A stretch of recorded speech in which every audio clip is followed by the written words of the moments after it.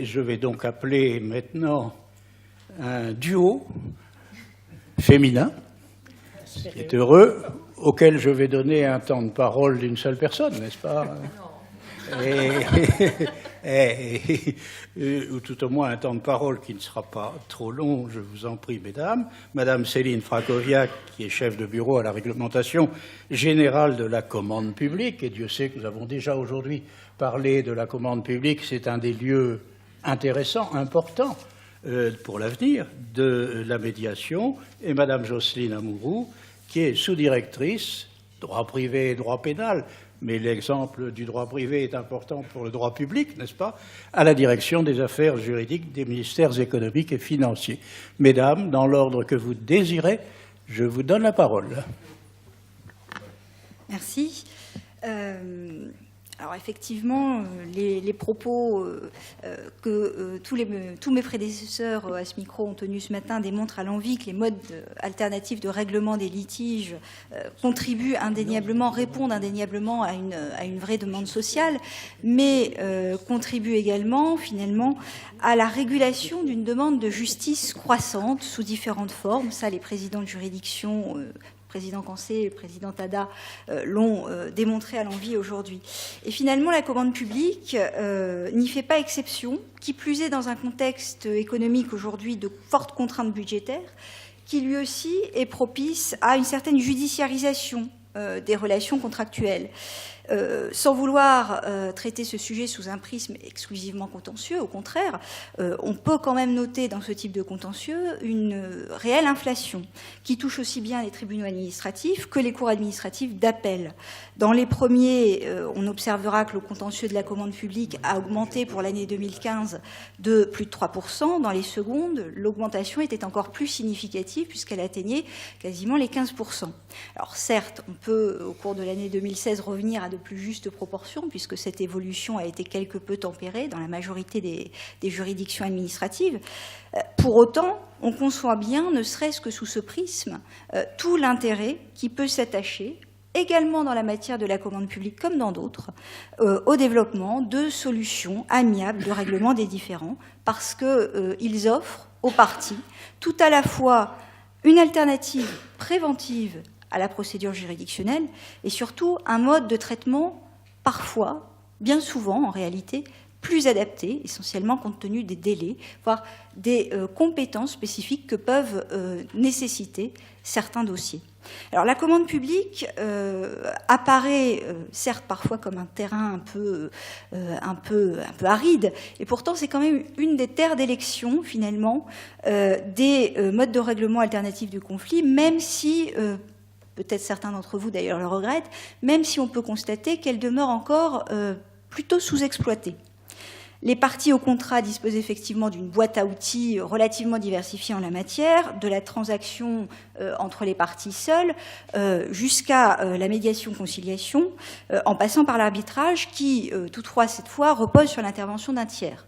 Alors, l'arbitrage, ouvert à l'État, aux collectivités territoriales, à leurs établissements publics depuis 1906, pour leurs dépenses de travaux et de fournitures, a essaimé par l'intervention de lois comportant des autorisations spéciales, organiques, par exemple pour la SNCF, qui est toujours en vigueur, mais aussi avec des autorisations matérielles. C'est le cas des anciens contrats de partenariat, désormais rénovés sous l'appellation des marchés de partenariat.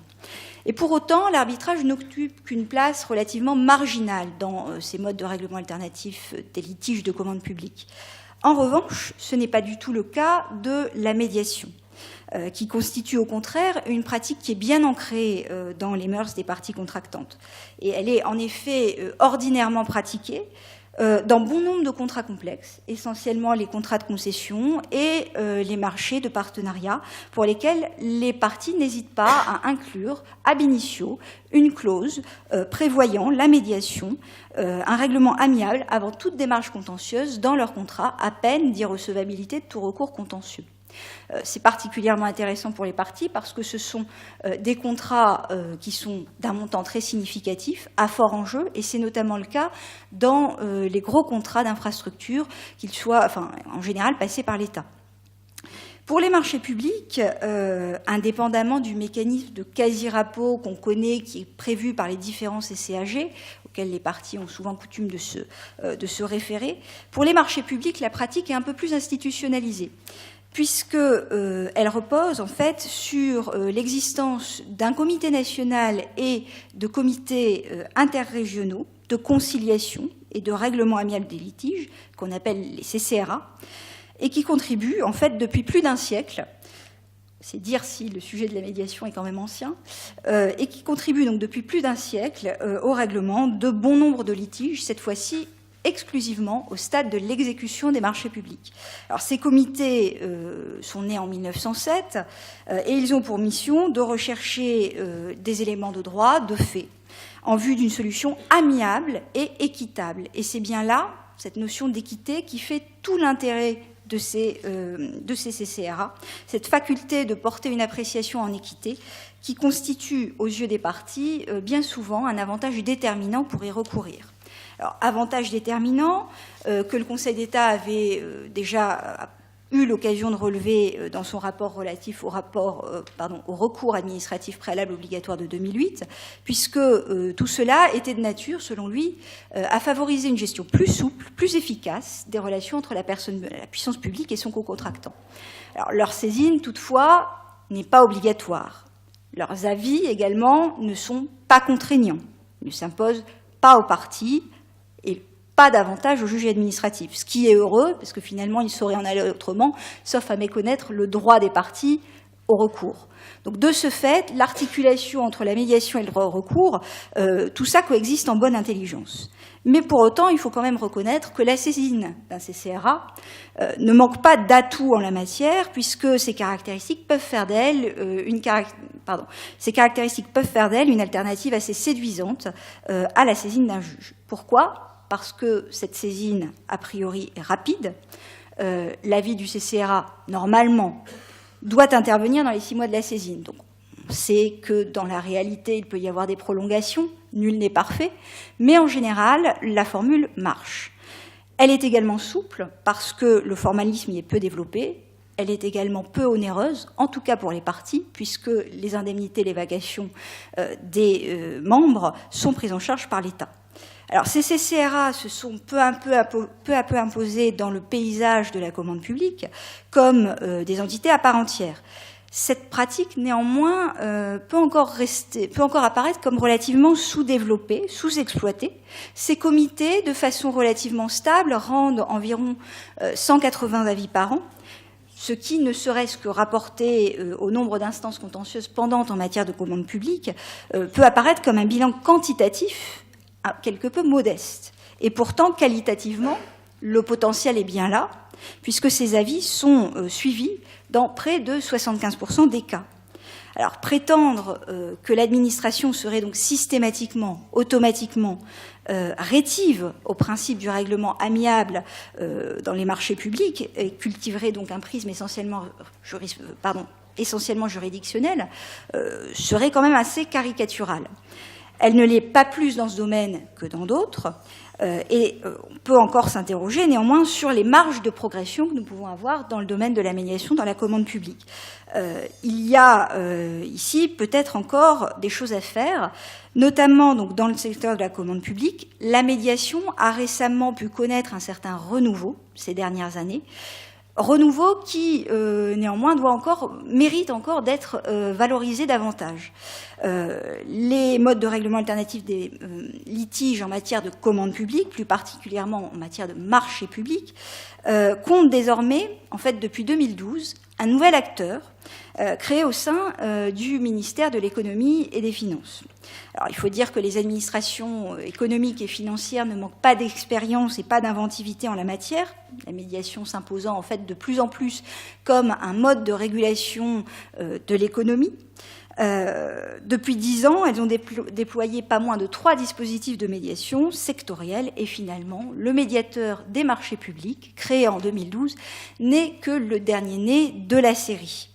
Dernier né de la série, mais non des moindres, parce que fort des expériences parallèles du médiateur des marchés publics et du médiateur interentreprises, ce dispositif a été rationalisé dès l'année dernière, en fait dès janvier 2016, pour aboutir à la création d'un médiateur unique qu'on appelle le médiateur des entreprises. Alors c'est une fusion au niveau institutionnel destinée à mutualiser les compétences dans le domaine de la commande publique notamment, mais aussi à favoriser la diffusion d'une véritable culture de la médiation. Placé auprès du ministre de l'Économie et des Finances, le médiateur s'appuie notamment sur un réseau de 18 médiateurs nationaux délégués, 44 médiateurs régionaux. Ces médiations portent principalement sur des différends relatifs à l'exécution des contrats. Alors certes, tout le volet économique donc, du décompte général définitif, essentiellement les retards de paiement, les pénalités de retard. Mais il est heureux de constater que dans 75% des cas, cette médiation est fructueuse. Néanmoins, pour pouvoir donner sa pleine mesure, cette médiation mérite encore d'être davantage valorisée, puisqu'il s'agit effectivement de solidifier encore davantage son existence juridique, puisque aujourd'hui, seul le dispositif entier de médiation repose certes sur des services, mais en fait, d'un point de vue juridique, uniquement sur la décision de nomination du médiateur des entreprises. Donc il s'agit de solidifier encore davantage le processus en lui donnant des bases réglementaires propres.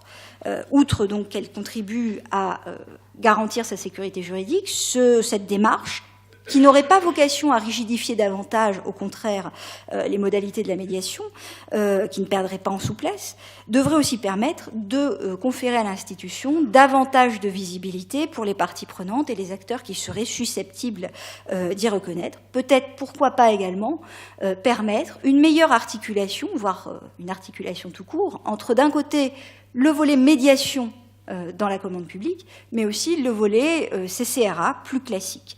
Et cet exemple montre aussi que, puisque les services de la médiation fonctionnent depuis plusieurs années désormais, finalement, l'appropriation de la médiation par les parties se fait presque plus rapidement que l'élaboration des textes en la matière. Mais ça, c'est sans doute une autre histoire que d'autres intervenants à une table ronde ultérieure partageront avec nous.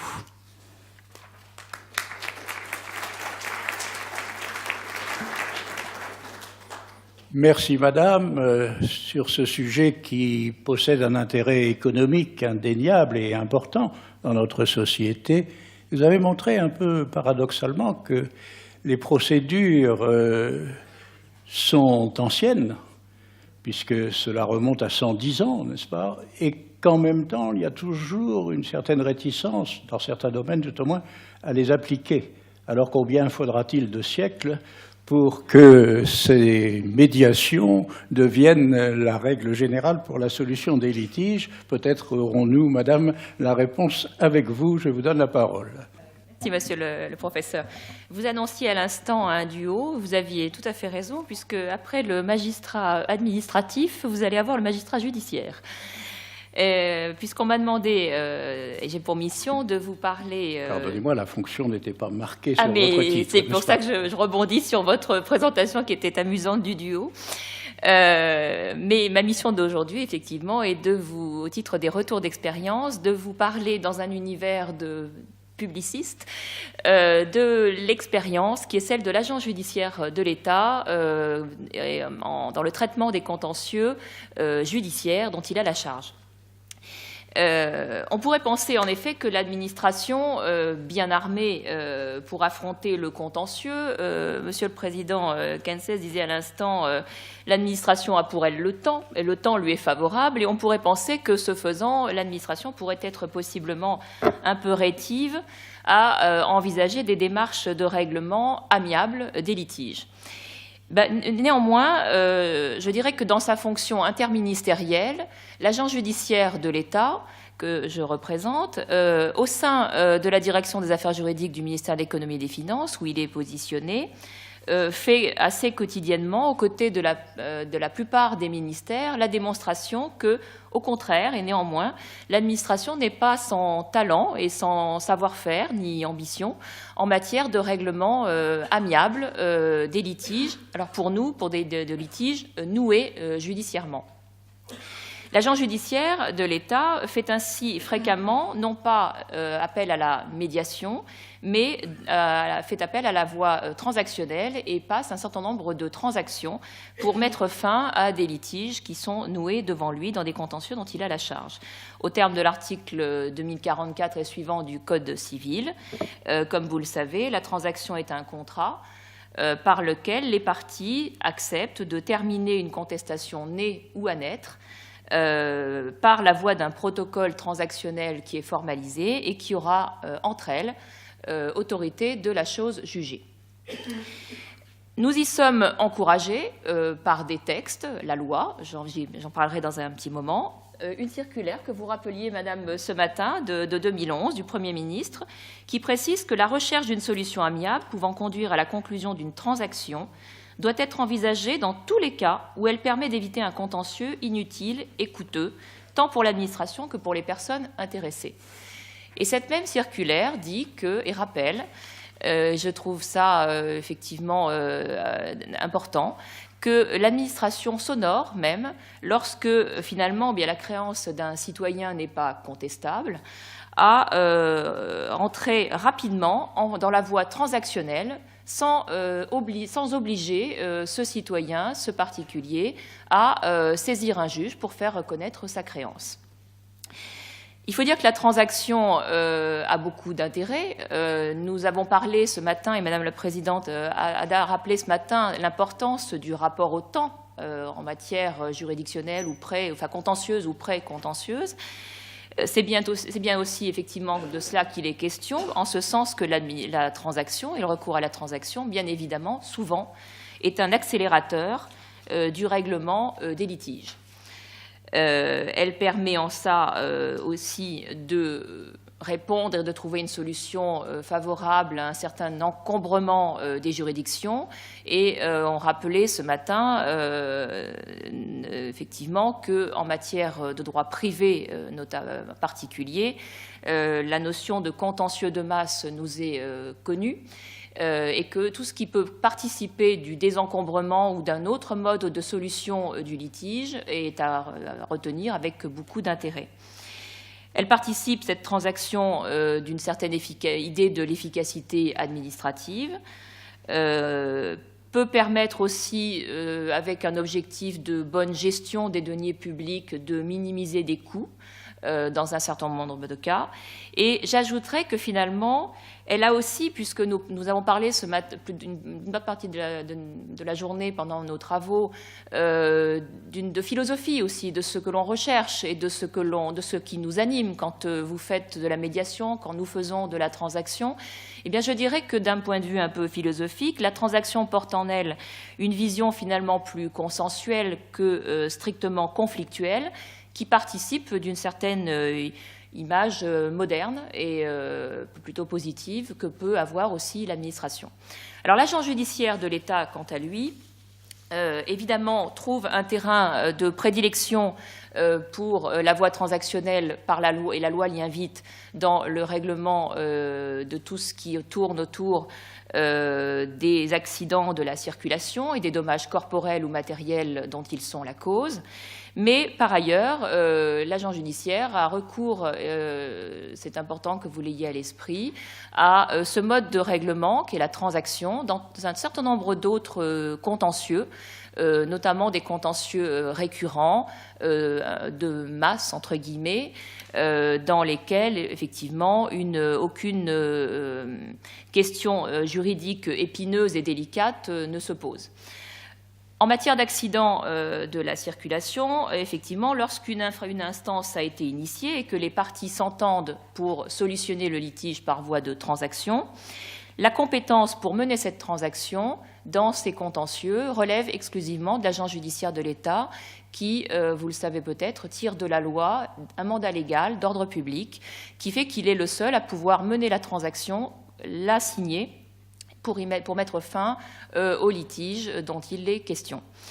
Nous le faisons quotidiennement. L'idée est véritablement, et je pense que l'on se retrouve dans ce qui anime aujourd'hui nos travaux, dans ces modes alternatifs de règlement des litiges, l'idée est finalement d'exploiter autant que c'est possible les possibilités de concession mutuelle, réciproque des différentes parties pour aboutir à un règlement d'un autre mode, amiable, d'un contentieux qui est noué.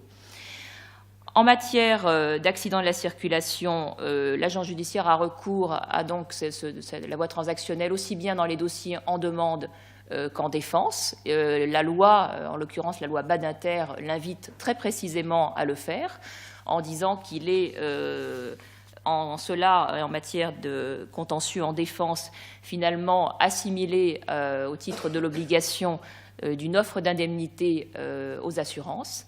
Nous le faisons également pour les contentieux en demande, dans lesquels l'État vient récupérer, en étant subrogé dans les droits de la victime, des prestations qu'il a été amené à verser indûment à un agent victime. De façon plus originale, parce que le terrain de la loi Badinter l'ayant ainsi posé, le terrain des accidents de la circulation étant véritablement le domaine d'élection, je vous disais que l'agent judiciaire a recours à la transaction pour la solution d'autres litiges, que sont par exemple celui dont il a exclusivement la charge, qui est la réparation de ce que l'on appelle les dysfonctionnements du service public de la justice. C'est un texte du Code de l'organisation judiciaire, l'article 141.1, qui prévoit que la responsabilité de l'État peut se voir engagée au titre du dysfonctionnement du service public de la justice pour faute lourde ou pour déni de justice. Et le terrain très habituel sur lequel se noue ce type d'action et de contentieux dont nous sommes saisis par voie d'assignation, c'est celui, par exemple, des délais déraisonnables de jugement du service public de la justice judiciaire. Sachez que dans ce domaine, nous avons recours de façon quasi systématique à des propositions de transactions. Pourquoi le faisons-nous? Parce que nous sommes pragmatiques. Nous savons que l'issue du contentieux est assez prévisible, puisque l'engagement de la responsabilité de l'État, dès lors que la faute lourde ou le déni de justice sera démontré, est reconnu, posé par la loi et admis par une jurisprudence constante. Nous le faisons parce que nous avons conscience de faciliter les choses et d'accélérer par la voie amiable le règlement d'un contentieux qui représente un volume très important pour l'autorité judiciaire. Et nous le faisons parce que l'agent judiciaire, aux côtés des ministères qui sont concernés, en l'occurrence le ministère de la Justice, est très au fait et a une parfaite connaissance des niveaux d'indemnisation que pratique la jurisprudence en la matière et que donc nous sommes à même de proposer dans une offre transactionnelle qui a de bonnes chances d'être acceptée et de permettre, par la voie du protocole qui sera signé, de mettre fin à l'instance. Pour vous donner un petit peu un ordre d'idée, sachez que, par exemple, cette année, au titre de l'année 2016, nous avons solutionné pas moins de 5% des contentieux dont nous avons la charge en la matière par voie de transaction. C'est modeste, mais ça a le mérite d'exister, parfois pour des montants très, très, très importants. Nous procédons également par voie de transaction dans un autre domaine qui va peut-être vous surprendre, qui est un autre domaine de compétence de l'agent judiciaire, qui est celui de l'indemnisation de la détention provisoire. Vous savez peut-être que lorsque, en France, quelqu'un a été en détention provisoire et que, in fine, l'affaire se solde par un non-lieu, une relaxe ou un acquittement, cette personne tire de la loi le droit de voir intégralement la détention qu'il a subie, indûment donc, être indemnisée. C'est une de nos compétences et ce type de contentieux sont très souvent dénoués par le mode transactionnel, là encore, aux côtés des ministères qui sont concernés. Voilà, j'ai vraiment brossé très rapidement pour vous donner une idée un peu précise et concrète de ce que l'administration peut proposer en matière de règlement amiable de contentieux à travers ces contentieux et l'expérience et le savoir-faire particulier de l'agent judiciaire en la matière. Je vous remercie de votre attention.